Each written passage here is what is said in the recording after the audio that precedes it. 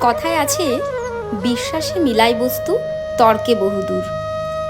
এখানে প্রত্যেকটি মানুষের মধ্যে এত শ্রদ্ধা, ভক্তি, ভালোবাসা ঠাকুরের প্রতি, যা দেখলে সত্যিই খুব ভালো লাগে।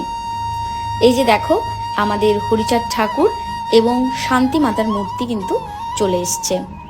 ঠাকুরের মূর্তি প্রতিষ্ঠা করা হচ্ছে এবং এরপর সবাই মিলে ঠাকুরকে বরণ করে পূজা করা হবে। এবং আরও বিভিন্ন অনুষ্ঠান কিন্তু রয়েছে, যেমন ফিতা কাটা হবে এবং তারপর কালকে রাত থেকে, আমি ভিডিওটা আজকে করছি, কালকে রাত থেকে কিন্তু আমাদের প্রোগ্রাম চালু হয়ে যাচ্ছে। তো সমস্ত ভিডিও পরপর কিন্তু তোমাদের সঙ্গে শেয়ার করব। এই দেখো, আমাদের ঠাকুরের মূর্তি ভীষণ সুন্দর লাগছে।